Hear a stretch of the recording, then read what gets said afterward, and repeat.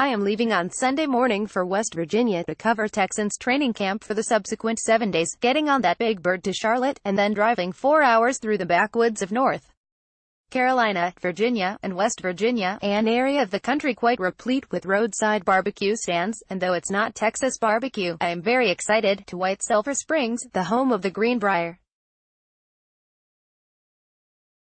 I went last year for a week, and it was one of my favorite weeks of the year, not just because the weather was 25 degrees cooler than Houston's, but because we got to see the seeds of the Texans' 2017 storylines planted in that 1 week. Deshaun Watson flashing his stuff with the second team, DeAndre Hopkins just clowning a beleaguered Texans secondary, and the offensive allowing sacks like Oprah giving out cars. As much as I wouldn't trade my annual Texans experience for anything in the world, I do think it's somewhat natural to look around the league and wonder what it would be like to cover some of the other training camps. So here are the 10 that I identified as the most desirable and possibly fun to cover, if I were to be sent to another team's training camp in late July. 10. Baltimore Ravens. To me, the biggest quarterback battle storyline of the preseason involves Joe Flacco trying to fend off first-round pick and former Heisman winner, Lamar Jackson. The Vultures are circling in Baltimore for both Flacco and head coach John Harbaugh, who made the playoffs in each of his first 5 seasons as Ravens head coach, and has made it just once in the last 5. As a media member, I would be sure to bring a satchel full of Lamar Jackson questions for all of the players. Note: sometimes the best way to stir the pot in a Flacco-Jackson type situation is to ask their teammates about each guy. 9. Philadelphia Eagles defending Super Bowl champions. Camp is always a good choice, especially with a first-time Super Bowl winner trying to adjust to the target on their back. Philly's offseason has been relatively quiet, outside of Lane Johnson's critiques of New England's culture, and former Texan Brandon Brooks revealing that Bill O'Brien is a big meanie. Carson Wentz takes the reins back in one of the oddest situations I can remember, an MVP candidate who is trying to live up to the postseason performance of his backup. 8. New England Patriots. The Patriots had among the most tumultuous off-seasons, at least it's perceived that way.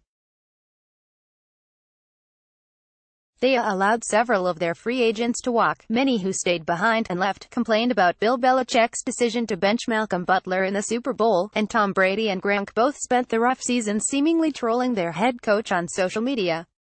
I'd like to see this family reunion up close just to see how closely reality matches the media hype over the internal divides. 7. TENNESSE Titans. It's Mike Vrabel's first training camp as a head coach.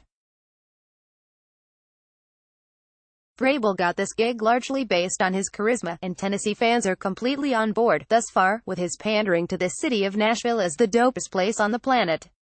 The play here would be to try to get Vrabel to say something inflammatory for the Week 2 matchup with the Texans.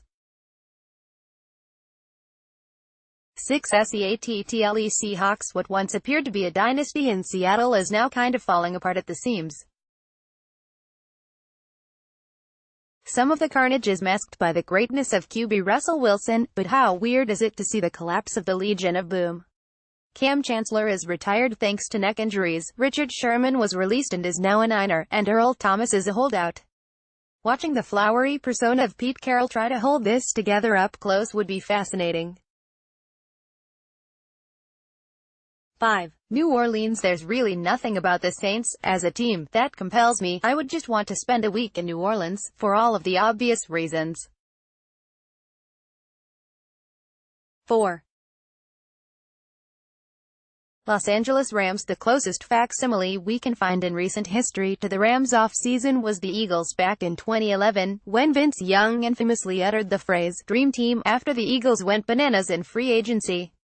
For Rams fans, hopefully, this works out better than it did for the Eagles, who went 8-8 that season. Marcus Peters, Aqib Talib, Ndamukong Suh, Brandon Cooks, those are some big names, and big personalities. Wade Phillips' presence alone makes the Rams a top 5 team on this list. 3. Indianapolis Colts. Andrew Luck's right shoulder is the most watched body part of the NFL preseason. Even if Luck's healthy, the Colts are probably still looking at last place in the AFC South, but having Andrew Luck around, even at partial strength, will give some juice to those 2 games on the Texans' schedule. Also, the Texans have at least beaten Andrew Luck on occasion. Jacoby Brissett remains undefeated against them, as a starter. 3-0. And I'm joking. Sort of, too. Cleveland Browns. If it's good enough for Hard Knocks, it's good enough for me. The quarterback battle between Tyrod Taylor and first overall pick Baker Mayfield should be fun, and it's the Browns, so something inherently has to go catastrophically wrong, right? 1. Oakland Raiders. John Gruden's return to head coaching and, let's face it, his intro to de facto GMing has been sketchy, at best, and is trending in a direction where this could be a real disaster for the Raiders. Here's the thing, aside from inheriting a ready-made Super Bowl winner, who had the benefit of facing his old team in the Super Bowl, Gruden's record as a head coach is just average. I think his track record with young quarterbacks indicates that he is going to wave a magic wand over Derek Carr and make 2016 happen again. Also, the Khalil Mack holdout will be a cloud that Gruden will have to handle. Listen to Sean Pendergast on Sports Radio 610 from 2 to 6 p.m. weekdays. Also, follow him on Twitter at http://twitter.com/StPendergast and like him on Facebook at https://www.facebook.com/StPendergast.